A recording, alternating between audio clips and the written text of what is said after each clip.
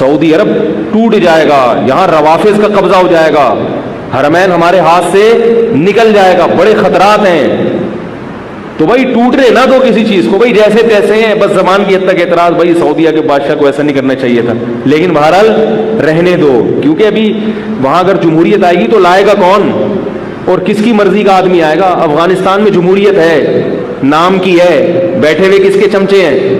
امریکہ کے چمچے بیٹھے ہوئے، اور افغانستان کا بیڑا غرق کرتے چلے جا رہے ہیں، وہ کھائے جا رہے ہیں، افغانستان سے پتہ نہیں کیا کیا دھاتیں نکال رہے ہیں۔ لیبیا میں قذافی کو اتروا دیا، یہ کہہ کے کہ ظالم میں تھا، وہ ظالم میں مانتا ہوں، لیکن جیسا بھی تھا بہرحال اس کا ہونا نہ ہونے سے بہتر تھا۔ اس کی حکومت گئی ہے، لیبیا کے سارے وسائل پر اسلام دشمنوں کا قبضہ ہو گیا، سارے وسائل پر کس کا قبضہ ہو گیا؟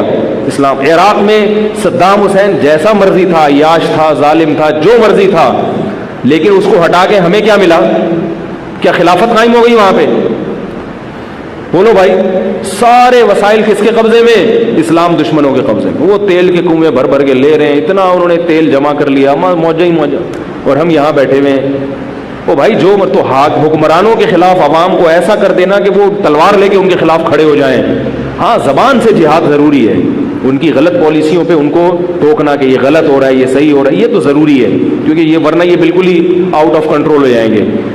لیکن ان کے خلاف اگر لڑو گے تو نتیجہ کیا نکلے گا؟ تمہاری رہی صحیح قوت بھی ختم ہو جائے گی۔ تو نہ لڑو، محبت میں پیدا کرو گھروں میں بھی۔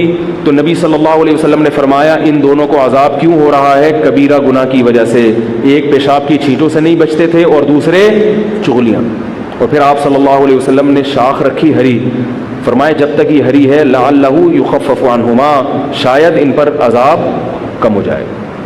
تو اب یہاں ایک بات ہے، یہ یاد رکھو، قبروں پہ ہری شاخیں لگانا جائز نہیں ہے، یہ نبی کی خصوصیت تھی، کیونکہ کسی صحابی سے یہ ثابت نہیں ہے کہ انہوں نے قبر پہ درخت لگایا ہو یا شاخ لگائی ہو۔ تو یہ غلط ہے، لوگ قبروں پہ درخت لگا دیتے ہیں۔ درخت لگائیں گلی محلے میں جہاں پبلک ہوتی ہے، مردے پبلک کے حکم سے خارج ہو گئے ہیں۔ آپ کہیں گے وہاں بھی تو بہت زیادہ پبلک ہے، لیکن ان بیچاروں کو درختوں سے کوئی فائدہ نہیں ہوتا، وہ تو خود درخت کی کھاد بن جاتے ہیں بیچارے، تو جڑیں قبروں میں چلی جاتی ہیں، تو ان کو کوئی فائدہ نہیں ہے۔ بلکہ اور یہ قبرستان میں درخت لگانے کا ایک نقصان یہ ہوتا ہے کہ سارے ہیروئن کی چرسیوں کو وہاں چھپنے کی جگہ میں، سارے زانی وہاں پہنچ جاتے ہیں، سارے عامل اور جادوگر وہاں پہنچ جاتے ہیں۔ تو اب آپ جا کے دیکھو یہ اتنے گھنے قبرستان ہیں کہ اس میں مردوں کو تو کوئی فائدہ نہیں ہو رہا، مردہ تو قبر کے اندر ہے نا، اس کو تو ایئر کنڈیشن بھی لگا دو بیچارہ، اس کے لیے تو یہ دنیا ختم ہو گئی اس کا، بلکہ مردوں کو نحوست ہو رہی ہوگی ان کی، جو وہاں پر جو غلط حرکتیں ہو رہی ہیں اس کی نحوست شاید مردوں کو نقصان نہ پہنچا رہی ہو۔ تو اس لیے درخت لگاؤ، زندوں کو ضرورت ہے بھائی درختوں کی، مردوں کو درختوں کی ضرورت بولو بھائی نہیں، زندہ کو ضرورت ہے درخت کی، تاکہ وہ